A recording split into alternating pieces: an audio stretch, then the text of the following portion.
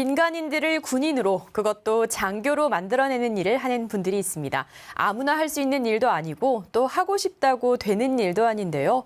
훈육관이라고 불리는 젊은 장교들의 세계, 이분의 얘기를 통해 들어보겠습니다. 육군학생군사학교 1교육단 8훈육대 박정환 대위 나오셨습니다. 네, 안녕하십니까? 안녕하십니까? 네, 반갑습니다.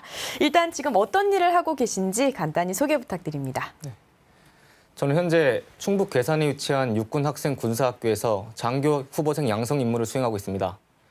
학군 50기로 2012년에 임관하였고 제 모교를 할 수 있는 학군교에서 훈육관 임무를 하게 되어 무척 뜻깊게 생각하고 있습니다. 훈육관이 하는 업무는 올바른 정예 장교를 지도하는 일인데요. 장교 선발 과정에서 엄격한 절차를 통해 합격한 사관 후보생들을 올바른 인성과 리더십, 강인한 체력을 갖춘 정예 장교로 거듭나도록 훈육하고 지도하는 임무를 수행하고 있습니다. 네, 사실 후보생들은 민간인에서 군인으로 변화하는 과정을 겪고 있는 거잖아요. 갑작스러운 환경 변화 때문에 어려운 점도 많을 것 같은데 어떻습니까? 사실 사관 후보생이 되기 이전에는 자유롭게 개인 의지에 따라 생활했지만 장교 양성 교육 과정에 입교하게 되면 모든 것들이 달라집니다. 후보생들도 처음 입어보는 전투복과 낯선 군대 용어들을 들으면서 완전히 다른 세상에서 사는 것처럼 느껴질 겁니다. 절제되고 통제된 병영 생활에 적응하고 매일 강도 높은 체력 단련을 받아야 하는데요.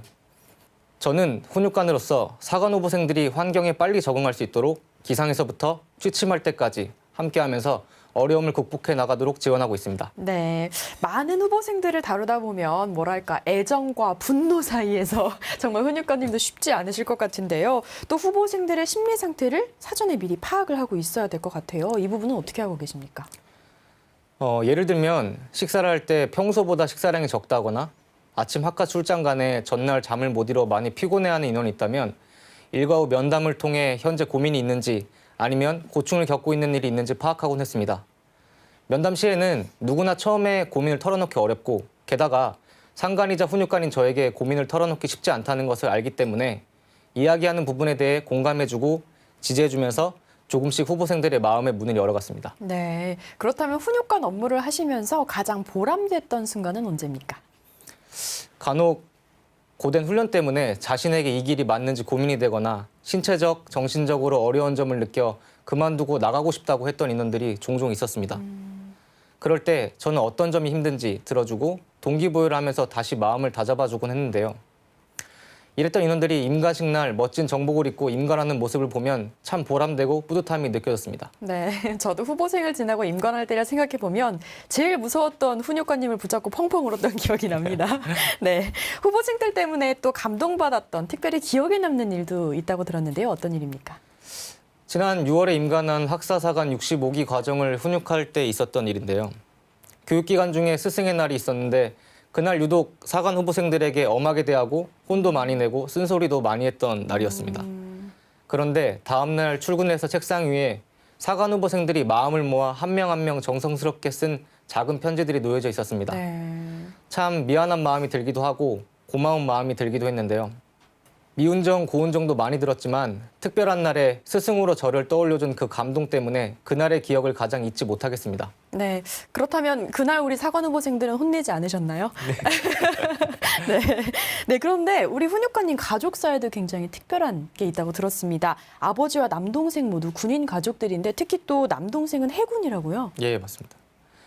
이제 군인이신 아버지를 동경해서 저희 형제 모두 장교가 되기로 결심을 했고 저는 육군, 동생은 해병대로 지원하여 복무 중에 있습니다. 3부자 모두 육군에 복무하는 것도 명예로운 일이겠지만 또 해군에서 다른 방법으로 복무하는 것을 본인이 원하여 가족들은 의견을 존중해 줬습니다. 동생이 한 명 더 있었다면 공군에서 복무를 했을 텐데 좀 아쉬운 점이 있습니다. 네. 그렇다면 어렸을 때부터 꿈꿔왔던 군인의 길인데 어떠세요? 처음 군인의 길을 걷게 됐을 때 그리고 지금의 마음가짐의 변화랄까요? 뭐 그런 게 있을까요? 사실 소위로 임관했던 그날부터 지금까지 크게 마음은 달라진 것이 없습니다.